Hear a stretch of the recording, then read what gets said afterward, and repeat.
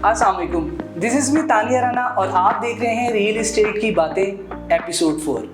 आज का प्रोग्राम उन लोगों के लिए है जो पाकिस्तान से दूर रहते हुए भी पाकिस्तान के फ्यूचर में इन्वेस्ट करना चाहते हैं, हमारे ओवरसीज़ पाकिस्तानीज़।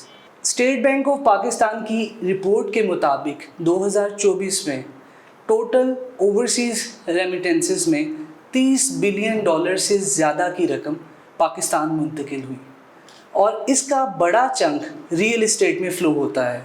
लेकिन सवाल ये है कि ये रकम अच्छे तरीके से किस तरीके से इन्वेस्ट की जाए, सेफ जोन्स कौन से हैं, और अगर हम लोग पावर ऑफ अटॉर्नी की बात करते हैं, पावर ऑफ अटॉर्नी से लेके ऑनलाइन वेरिफिकेशंस तक, क्या ओवरसीज़ जो क्लाइंट है वो अपनी प्रॉपर्टी को रिमोटली मैनेज कर सकता है। हम इस प्रोग्राम में ये भी देखेंगे कि किस तरीके से लाहौर में सेफेस्ट जोन्स फॉर इन्वेस्टमेंट कौन से हैं और क्या ओवरसीज़ जो क्लाइंट्स हैं उनको टैक्स में कोई इवेजन मिलती है या ये सिर्फ पेपर वर्क तक महदूद है। प्रोग्राम का बाकायदा आगाज़ करने से पहले मैं तारुफ करवाना चाहूँगी अपने गेस्ट का। हमारे साथ मौजूद हैं तैमूर डार साहब जो कि CEO हैं टैब डेवलपर्स के, रियल एस्टेट की मार्केट का एक बहुत क्रेडिबल नेम जिसकी नीश ही ये है कि आप 100% डिलीवरी पर यकीन रखते हैं और हाई एंड फिनिशिंग देते हैं। आप हॉरिजॉन्टल के साथ साथ वर्टिकल प्रोजेक्ट्स पे भी काम कर रहे हैं। आपको रियल एस्टेट में 15 साल हो चुके हैं अभी और कंस्ट्रक्शन से लेकर डेवलपमेंट तक आप अपने प्रोजेक्ट्स को डिलीवर कर रहे हैं। अगर मैं यूनिट्स की बात करूं तो अब तक ऑलमोस्ट 200 यूनिट्स जो हैं डिलीवर कर चुके हैं वर्टिकल में, और हॉरिजॉन्टल की बात करूं तो 150 विलास अभी तक डिलीवर कर चुके हैं। सर, सबसे पहले तो आपका शुक्रिया अपना वक्त देने के लिए। Thank you very much for having मी।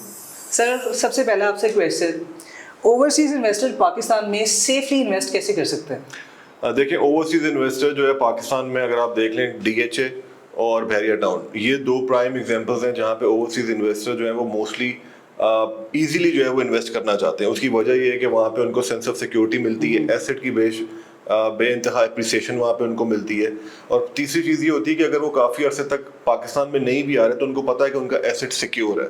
तो इसी तरह जो डेवलपर्स, हमारी तरह के डेवलपर्स या रियल एस्टेट ब्रोकर्स इन सोसाइटीज़ के अंदर काम करते हैं, तो वो भी इसीलिए वहाँ पे गेन उठाते हैं क्योंकि ओवरसीज इन्वेस्टर का ऑलरेडी उस ब्रांड के ऊपर एतमाद है। सर, आपको पता है ओवरसीज पाकिस्तानी जो कि पाकिस्तान आ नहीं सकते लेकिन वो इन्वेस्टमेंट करते हैं तो उनका एक ही कंसर्न होता है कि हमारी वहाँ पे प्रॉपर्टी मैनेज कौन करेगा। तो पावर ऑफ अटॉर्नी का जो कॉन्सेप्ट है, इसका प्रोसेस क्या होता है कि किस तरीके से ये ट्रांसफ़र होती है पावर ऑफ अटॉर्नी? देखिए, इसमें दो चीज़ें, एक तो लेट्स से कि अगर आपने बहरिया टाउन और DHA की प्रॉपर्टी ट्रांसफ़र करानी है तो इसका तरीक़ेकार तो ये है कि आपने अपना कोई भी नॉमिनी लेना है और उसको उसके डॉक्यूमेंट्स आपका ब्रोकर यहाँ से बनवाएगा DHA से या बहरिया टाउन से, और वो आपको ओवरसीज़ में वहाँ पे भेज देगा। उसके बाद आपने वो डॉक्यूमेंट्स अपनी लोकल जो एम्बेसी है, पाकिस्तान एम्बेसी, वहाँ से उन डॉक्यूमेंट्स को अटैच करवाना है। वो डॉक्यूमेंट्स आपने यहाँ पे भेजने हैं, फिर यहाँ से आपका लोकल रिप्रेजेंटेटिव फॉरेन ऑफिस में जाके वो डॉक्यूमेंट्स को अटैच करवाएगा और उसके बाद फिर DHA और बहरिया टाउन में वो डॉक्यूमेंट्स अपने जमा करवा देगा, और फिर जो लोकल अथॉरिटी जैसे बहरिया टाउन है या DHA है, वो ओवरसीज एम्बेसीज के साथ या फॉरेन ऑफिस के साथ उसको लाइजन ऑन करके देखते हैं कि भाई ये जेन्युइन डॉक्यूमेंट्स हैं कि नहीं, और ये पूरा प्रोसेस तकरीबन 1.5 से 2 महीने का होता है। मैंने खुद पर्सनली भी अपने कुछ फैमिली मेंबर्स की करवाई है, तो इसलिए बड़ा क्रिस्टल क्लियर प्रोसेस है, इसके अंदर कोई भी जो है परेशानी का बायस नहीं बनता। सेकेंडली, अब जैसे हम जैसे डेवलपर्स हैं, उनके साथ अगर किसी ओवरसीज पाकिस्तानी ने इन्वेस्ट करना है तो वो ये कर सकते हैं कि वो अपना कोई भी नॉमिनी, अपना भाई, अपना दोस्त या अपना किसी भी रिश्तेदार को अथॉरिटी लेटर बना के भेज सकते हैं। हमारे ऑफिस में डायरेक्ट डिलीवर करवा सकते हैं जो उनके एड्रेस से आएगा। हमें पता चल जाएगा कि ये नॉमिनी जो है ये इनका ऑलरेडी इन्होंने इसको सेलेक्ट किया हुआ है, और फिर इसी तरह उनकी प्रॉपर्टी तो नाम उनकी ही होगी, बट फाइल जो हम सिर्फ हैंड ओवर उनको कर देंगे। हम एज अ डेवलपर ये करते हैं कि हम हमेशा 2 फाइल्स बनाते हैं ओरिजिनल। एक ओरिजिनल फाइल हम डेवलपर एंड पे अपने पास रखते हैं और एक क्लाइंट को भेजते हैं। तो जो भी साइन और थंब इम्प्रेशन करवाना है, हम क्लाइंट को वो डॉक्यूमेंट्स कोरियर करते हैं और क्लाइंट दोनों पे अपना थंब इम्प्रेशन और साइन करके एक डॉक्यूमेंट हमें वापस भेज देता है। तो हमेशा 2 ओरिजिनल कॉपीज होती हैं, एक क्लाइंट के पास रहती है और एक हमारे पास रहती है। Okay sir. अच्छा सर, मेरा नेक्स्ट क्वेश्चन है, क्योंकि हम ओवरसीज़ की बात कर रहे हैं, तो ऑनलाइन वेरिफिकेशंस और ऑनलाइन पेमेंट्स ये कैसे होती है कि मतलब एक बंदा बाहर बैठा हुआ है, वो अगर आपसे कोई भी चीज़ खरीदता है, कोई भी यूनिट खरीदता है, तो वो उसका क्या प्रोसेस है, ऑनलाइन वेरिफिकेशन किस पोर्टल के थ्रू कर सकता है और ऑनलाइन पेमेंट्स किस तरीके से, उसका मोड क्या होगा? देखिए ऑनलाइन पेमेंट्स तो बहुत इजी है अब वेरीफाई करवाना। आपको कोई भी क्लाइंट बाहर से पैसे भेजता है तो आपको बैंक से या तो मैसेज आ जाता है या आप ऑनलाइन जाके अपनी स्टेटमेंट के अंदर देख सकते हैं अगर वो रिफ्लेक्ट कर रहा है तो। एक तो हमारे लिए तो बहुत ईजी है। As far as client is concern अभी तक उनके पास चैलेंजेस मौजूद हैं कि वो वहाँ से बैठ के प्रोजेक्ट की जो ऑथेंटिसिटी है वो नहीं देख पाते हैं। तो एलडीए ने अभी कुछ रिसेंटली शुरू किया है कि जिसके ऊपर उन्होंने अपनी वेबसाइट के ऊपर जो अप्रूव प्रोजेक्ट्स हैं उनको एनालिस्ट करना शुरू किया ताकि कोई भी नेशनल है या ओवरसीज है वो वहाँ पे बैठ के उनको दे सकता है। डीएचए और बहरिया टाउन ने भी अभी तक इस तरह की चीज़ों को शुरू नहीं किया। पार्क भी हो गए हैं, इस तरह की और बड़ी सोसाइटीज़ हैं, अभी तक उन्होंने कोई ऑनलाइन पोर्टल नहीं बनाया। जिस तरह अगर आप देखें दुबई में डीएलडीए, दुबई लैंड डेवलपमेंट, वो इसको ऑनलाइन वेरिफिकेशन की तरफ ले गए हैं। तो पाकिस्तान में भी चाहिए कि जो एलडीए है या इस तरह की जो अथॉरिटीज़ हैं वो अगर ऑनलाइन बना देंगे तो पता लग जाएगा कि कौन से प्रोजेक्ट्स जो हैं वो वेरीफाइड हैं और अप्रूव्ड हैं। अब इसके अंदर देखिए दो बड़ी इंपॉर्टेंट चीज़ें हैं कि क्या जैसे बहरिया टाउन में बहुत सारे प्रोजेक्ट्स हैं, अगर बहरिया ने तो उनको अप्रूव किया है बट क्या वो एलडीए से अप्रूव्ड हैं? बहुत सारे प्रोजेक्ट्स अभी भी बहरिया टाउन या इस तरह की सोसाइटीज़ में मौजूद हैं जो बहरिया से तो अप्रूव्ड होते हैं बट एलडीए से अप्रूव नहीं होते। तो क्लाइंट एक वेरिफिकेशन तो देख लेता है लेकिन दूसरी वेरिफिकेशन नहीं देख पाता। तो ये भी बड़ा इंपॉर्टेंट है कि क्लाइंट सेलेक्ट करने से पहले इन सारी चीज़ों को मेक श्योर कर ले। बिल्कुल ठीक। अच्छा सर, मेरा आपसे नेक्स्ट क्वेश्चन है कि जो हमारे लाहौर के एरियाज़ हैं, डिफरेंट एरियाज़, अब आपको पता है जो हमारा इंटरनेशनल क्लाइंट है, जो ओवरसीज़ क्लाइंट है, वो उसकी साइकी डिफरेंट है। वो उसका मेन जो पर्पस होता है, they want to manoeuvre through the good projects जो कि उनको हाई रेंटल इनकम दें और अच्छा आरओआई दें। तो आपके ख्याल में, आपके एक्सपीरियंस से, लाहौर के कौन से ऐसे जोन्स हैं जहाँ पे इन्वेस्टमेंट, मतलब आपका चाहे आरओआई की बात करें चाहे हम लोग इसकी रेंटल गेन की बात करें, एक्सपोनेंशियली ग्रो कर सकते हैं? कौन सी एरियाज हैं? देखिए हॉरिजॉन्टली तो मैंने जैसे अभी हमने 2 सोसाइटीज़ की बात की है, अब और भी 3-4 सोसाइटीज़ आ गई हैं जहाँ पे लोगों का एतमाद बढ़ता जा रहा है ओवरसीज़ पाकिस्तानीज़ का। But as far as vertical is concern, I think Bahria Town Lahore जो इस वक्त लीडिंग मार्केट है किसी भी ओवरसीज़ पाकिस्तानी के लिए जो ओवरसीज़ यहाँ पे इन्वेस्ट करना चाहते हैं। उसके बाद आप देख लें डीएचए में बहुत सारे प्रोजेक्ट्स आ गए हैं, गुलबर्ग गार्डन टाउन में आ गए हैं जहाँ पे हमारा भी अभी एक प्रोजेक्ट गार्डन टाउन में हमने शुरू किया है। तो लाहौर के कोई भी अच्छे एरिया तो देखें, अगर प्रोजेक्ट अप्रूव्ड है, डेवलपर की हिस्ट्री है, तो कोई भी प्रोजेक्ट आप सेलेक्ट कर लें किसी भी कोने के अंदर, वो आपको अच्छी सॉलिड रेंटल वैल्यू भी देगा और अच्छी रिटर्न ऑन इन्वेस्टमेंट भी देगा। तो आपकी सिलेक्शन क्राइटेरिया अच्छा होना चाहिए। लोकेशन तो ऑब्वियसली मैटर करती है बट अच्छा डेवलपर भी तो मैटर करता है। बिल्कुल सही। अच्छा सर, आपको पता है गवर्नमेंट बहुत ज़्यादा हर साल हम लोग देखते हैं, बहुत कोशिश करती है कि रेमिटेंसेस ज़्यादा से ज़्यादा पाकिस्तान में आए। तो अगर वो इन्वेस्टमेंट रियल एस्टेट की तरफ भी जा रही है तो आप क्या समझते हैं कि अभी के हमारे जो ओवरसीज़ क्लाइंट हैं उनको कोई टैक्स रिलैक्सेशन मिलती है इस क्वेश्चन में कि ओवरसीज़ रेमिटेंसेस पाकिस्तान भेज रहे हैं, तो अगर वो प्रॉपर्टी लेना चाहते हैं तो इसमें कोई टैक्स रिलैक्सेशन है? ये क्या प्रोटोकॉल्स हैं इसमें? देखिए अभी तो ऑनेस्टली इस तरह का नहीं है, क्योंकि कोई भी ओवरसीज पाकिस्तानी यहाँ पे अगर आके अपना प्लॉट बेचता है या खरीदता है तो उसको जो है या फाइलर या नॉन फाइलर बनना पड़ता है। और अभी तो सेलर के लिए 4.5% टैक्स हो गया हुआ है, खरीदार के लिए जो वो 1.5% हो गया हुआ है। बट अभी 1 जुलाई से 1% का एक नया टैक्स बायर के ऊपर लगा है जिसको कहा जाता है TTIP, टाउन टैक्स और इमूवेबल प्रॉपर्टी। तो आप ये समझें कि 2.5% टैक्स जो है वो बायर ने देना है और 4.5% जो है वो सेलर ने देना है। तो 7% का टैक्स तो प्रॉपर्टी के ऊपर अभी भी दे रहे हैं। As far as overseas Pakistani is concern, as such अभी कोई ऐसा टैक्स नहीं कि आप अपना ओवरसीज कार्ड दिखा के कोई टैक्स के अंदर या बाइंग या सेलिंग के अंदर छूट ले लें। आपको यही टैक्स जमा कराना है जो यहाँ पे एक लोकल रेजिडेंट में जमा कराना है। सर आपको पता है रियल एस्टेट में ना ट्रस्ट डेफिसिट बहुत ज़्यादा है। अक्सर लोग कहते हैं कि हम लोग किसी के पास जैसे सपोज प्रॉपर्टी खरीदी तो ट्रैप हो गए। आपके ख्याल में फेक डीलर से कैसे बचा जाए? दूसरा, आपने खुद जिक्र किया अभी कि एलडी की हमारे पास वेबसाइट भी है, तो ये बिल्डर की क्रेडिबिलिटी की भी आपने बात की। तो अच्छा डेवलपर ये किस तरीके से मिलता है? इसके लिए क्या प्रोटोकॉल्स हैं? क्या चेक करें कि हमें कोई हाई एंड फिनिशिंग के साथ, प्रॉपर डिलीवरी के साथ अच्छा डेवलपर कैसे सिलेक्ट करें? देखिए मैं सबको हमेशा एक मिसाल देता हूँ, जब किसी डॉक्टर के पास जाना होता है ना तो हम 3-4 रिश्तेदारों से मशवरा कर लेते हैं कि किस डॉक्टर के पास जाना चाहिए। तो रियल एस्टेट ब्रोकर भी जो है ना वो आपका इन्वेस्टमेंट कंसल्टेंट है। आपको चाहिए कि आप अपनी जो जमा पूंजी है, जो भी अगर आपके पास एक्स्ट्रा पैसे हैं तो आप उसके मशवरे के मुताबिक लगा रहे हैं। तो मेरा जो सजेशन लोगों को ये होता है कि आप ब्रोकर के थ्रू आएँ, बट एक दफ़ा डेवलपर को ज़रूर मिलें और अपनी जाँच पड़ताल भी ज़रूर कर लें कि जो ब्रोकर मुझे जहाँ पर लेके जा रहा है वो कितनी अच्छी जगह है या वो मेरे लिए कितने काबिल एहतराम हो सकते हैं, मेरे लिए कितने फ़ायदेमंद हो सकते हैं। तो जो फेक डीलर है, अनफॉर्चुनेटली पाकिस्तान में बहुत सारे लोग हैं जो इतना रोज़गार नहीं है, तो हर बंदा जो है वो प्रॉपर्टी डीलिंग की तरफ आ गया है, और पढ़े लिखे लोग भी अब इसकी तरफ आ रहे हैं, इसीलिए जो है ये फील्ड बेहतर होती जा रही है। तो खरीदार ने देखिए किसी भी चीज़ को, जैसे डॉक्टर की मैंने एक एग्जांपल दिया, आपने हर चीज़ को खुद थोड़ा सा जज करना है। तो मार्केट में तो आपको अच्छे और बुरे लोग भी मिलेंगे, अच्छे लोग शायद कम होंगे लेकिन आपको मिलेंगे ज़रूर, और बहुत ज़्यादा क्वांटिटी के अंदर मिलेंगे। तो आपने उनकी हिस्ट्री देखनी है, आप उनसे पूछते हैं कि आप क्या प्रोजेक्ट कर सकें, आप उनसे टेक्निकल सवाल पूछें कि वो कितने टेक्निकली साउंड है, प्रोजेक्ट के बारे में पूछें, सिर्फ रेट के ऊपर बातचीत मत करें, प्रोजेक्ट की डिटेल्स लें उनसे पूछें कि प्रोजेक्ट कहाँ पे, उन्होंने किन प्रोजेक्ट के ऊपर काम किया है, अगर उन्होंने प्रीवियसली क्लाइंट्स को डील किया है तो उनसे प्रीवियस क्लाइंट्स के कोई डॉक्यूमेंटेशन मंगवाएं और देखें कि वो डॉक्यूमेंटेशन किया है। किसी भी डेवलपर के साथ एग्रीमेंट साइन करने से पहले उसका ड्राफ्ट एग्रीमेंट बना के देखें कि उसके अंदर क्या क्या चीज़ें लिखी हुई हैं। सिर्फ सेल और परचेज एक एग्रीमेंट के अंदर नहीं होनी चाहिए। डेवलपर के साथ जब भी आप एग्रीमेंट साइन करें तो उसके अंदर ये ज़रूरी है कि पोजेशन मिलने के बाद भी वो आपके साथ कितना कमिटेड है और आपके लिए कितना ख्याल करेगा। तो ये सारी चीज़ें जो है क्लाइंट के ऊपर ले ऑन करती हैं। हमेशा हर चीज़ डीलर के ऊपर डाल देना जो है वो एक जस्टिफिकेशन नहीं है, आपको अपनी भी देखना बहुत ज़रूरी होता है।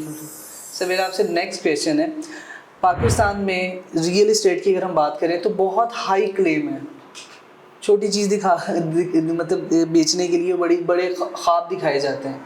जो इन्वेस्टमेंट रिटर्न्स हैं वो किस हद तक रियलिस्टिक है? जो भी डेवलपर जिसको भी ब्रैग करते हैं कि हम लोग ये देंगे, इतना ROI देंगे, रियलिस्टिक क्लेम्स कितने हैं मार्केट में? देखिए बहुत सारे क्लाइंट्स का ये शिकवा होता है कि जब किसी के पास उसकी चीज़ खरीदने जाओ तो वो कहता है कि बहुत अच्छी है, बट जब उससे वापस लेने जाओ कि जी मैं फंस गया हूँ या मुझे पैसे चाहिए, तो वो अपनी चीज़ की इतनी बुराई करता है कि आपको पैसे वापस नहीं करता। तो मेरा अनफॉर्चुनेटली इसका शदीद इख्तलाफ है, हालांकि मैं खुद एक गिविंग एंड पे हूँ। तो मैं ये समझता हूँ कि कोई भी क्लाइंट अगर लेने आए और अगर वो बेचना नहीं भी चाह रहा और उसको पैसे वापसी की ज़रूरत पड़ गई है, तो इस इन्वेस्टमेंट का फ़ायदा ही क्या है कि अगर उसको अपने पैसे वापस ना मिल सके। अनफॉर्चुनेटली हमारी इंडस्ट्री में ट्रेंड है कि हम 10%, 15%, 20% कटौती करके लोगों को पैसे वापस करते हैं, क्योंकि बीच में 2-3 मार्केटिंग एजेंसीज भी इन्वॉल्व होती हैं, सबके कट्स होते हैं। तो आई रियलिस्टिकली थिंक कि अगर किसी को मजबूरी आ गई और पैसे वापस चाहिए, तो अगर उसको पैसे वापस नहीं मिल रहे, एक डेवलपर उसको पैसे वापस नहीं कर सकता, तो वो इन्वेस्ट करने का उस बंदे को फ़ायदा क्या हुआ। सेकेंडली देखिए, आपने क्वेश्चन किया कि रियलिस्टिकली कितना गेन है। अगर आप हॉरिजॉन्टली प्लॉट्स की बात करें तो हमारे मुल्क में रियलिस्टिकली बहुत अच्छा गेन है प्लॉट्स के अंदर, क्योंकि ये मार्केट बहुत मेच्योर हो चुकी हुई है। आप DHA के अंदर प्लॉट ले लें, बहरिया के अंदर ले लें, किसी भी सोसाइटी के अंदर प्लॉट ले लें, इवन फाइल्स भी खरीद लें, जो पोजेशन प्लॉट होगा किसी भी सोसाइटी में, बहरिया टाउन में या DHA में, वो बुरे हालात में भी अप्रिशिएट करेगा, क्योंकि वहाँ पे वही लोग लेते हैं जिनके पास होल्डिंग पावर होती है। फाइल्स के अंदर सिर्फ इन्वेस्टर बैठा होता है, इसीलिए फाइल्स का रेट जब मार्केट खराब होती है तो फाइल्स नीचे चली जाती है, क्योंकि उनके अंदर होल्डिंग पावर नहीं होती। हाई राइज का ट्रेंड पाकिस्तान में भी नया है, स्पेसिफिकली लाहौर के अंदर। कराची और इस्लामाबाद के अंदर हाई राइज का ट्रेंड थोड़ा सा पुराना है, इसलिए वहाँ पे रिटर्न और इन्वेस्टमेंट बेहतर है, रेंटल वैल्यू अच्छी है और रीसेल वैल्यू अच्छी है। लाहौर के अंदर ये ट्रेंड आहिस्ता आहिस्ता डेवलप कर रहा है, अभी इतना अच्छा नहीं है, but in the coming years ये बहुत अच्छा होगा। ये एक रियलिस्टिकली फिगर है, ऐसा नहीं है कि हम अपनी चीज़ बेचने के लिए ये बोल देंगे जी बहुत अच्छा रिटर्न ऑन इन्वेस्टमेंट मिल रही है। अभी है लेकिन इतनी अच्छी नहीं है जितनी प्लॉट्स के अंदर है, बट आने वाले दिनों में जिस तरह हमारी अर्बनाइजेशन हो रही है, हमारी 5 करोड़ की आबादी है जो 15 साल से लेके 25 साल के दरमियान है, ये अगले 2-2.5 साल के अंदर इसमें 4-5 करोड़ शादियां होनी है, लोगों की आबादी हमारे मुल्क में बढ़नी, अर्बनाइजेशन ग्रो होनी है, तो ये लोगों ने हाई राइज की तरफ आना है। हर बंदा शहर से दूर प्लॉट में जाके नहीं रह सकता, तो आने वाले दिनों में बहुत ज़्यादा जो है लाहौर के अंदर अपार्टमेंट्स की या हाई राइज की बहुत ज़्यादा वैल्यू होने वाली है। सर रेमिटेंस से डायरेक्टली घर खरीदा जा सकता है, डायरेक्टली इन्वेस्ट किया जा सकता है रियल एस्टेट में? देखिए रेमिटेंस तो यही है कि मैं बाहर से बैठ के आपको पैसे भेज दूं तो वो भी एक रेमिटेंस ही है। अगर मैंने आपको पावर ऑफ अटॉर्नी दी भी है तो आप मेरी रेमिटेंस से बिल्कुल पैसे खरीद सकते हैं और आप डायरेक्ट बायर के अकाउंट में भेज सकते हैं। आप पावर ऑफ अटॉर्नी वाले के अकाउंट में नहीं भेज सकते, क्योंकि वो उसके लिए जस्टिफाई करना जो है वो पॉसिबल ही नहीं होगा। तो बिल्कुल जिस तरह के हम लोग डेवलपर्स हैं या और बहुत सारे दोस्त हैं, आप कोई भी क्लाइंट अगर लेना चाहता है तो वो बिल्कुल फॉरेन रेमिटेंस करके हमारे अकाउंट में पैसे भेज के ले सकते हैं, और बहुत सारे लोग देते भी हैं, किस्तें पे करते हैं, अपनी डाउन पेमेंट्स पे करते हैं, अपनी पोजेशंस पे करते हैं, तो बिल्कुल रेमिटेंस के थ्रू हो सकता है। सर ओवरसीज क्लाइंट्स की अगर हम बात करते हैं कि रियल एस्टेट में बहुत से ज़्यादा हाई राइज में ज़्यादा अट्रैक्ट भी वही होते हैं ओवरसीज़ क्लाइंट, क्योंकि उनको अपार्टमेंट कल्चर इन सारी चीज़ों का पता होता है। वैसे ये मैं आपसे पूछना चाहूँगा, क्योंकि ज़्यादा इन्फ्लक्स ही ओवरसीज़ का है, तो क्या वजह है जिसकी वजह से वर्टिकल में ये ज़्यादा अट्रैक्ट होते हैं overseas clients as compare to that of files और जो भी प्लॉट्स हैं? देखिए ओवरसीज पाकिस्तानी चूंकि वेस्ट में रहता है, गल्फ में रहता है, उसको आइडिया है कि अपार्टमेंट लिविंग जो है वो इतनी कोई बुरी चीज़ नहीं जितना हमारे लोकल लोगों ने बना दिया है कि जी ज़मीन भी अपनी होनी चाहिए, छत भी अपनी होनी चाहिए। ओवरसीज इन्वेस्टर जो है वो इस बात को समझता है कि एक यूनिट वो आपकी पर्सनल प्रॉपर्टी है और वो उसके अंदर इन्वेस्ट करना अपने आप को सिक्योर समझता है, तो वो वहाँ पे रहते हैं। मैं हमेशा ये बात करता हूँ कि ओवरसीज पाकिस्तानी जो है वो इस चीज़ को समझते हैं कि वेस्ट के अंदर और गल्फ के अंदर बहुत सारी छोटी बिल्डिंग्स हैं जिनके अंदर वो इन्वेस्ट करते हैं और रहते भी हैं, क्योंकि उनको पता है कि जल्दी पोजेशन मिलेगा तो रेंटल वैल्यू अच्छी होगी, तो रिटर्न ऑन इन्वेस्टमेंट भी मिलेगा।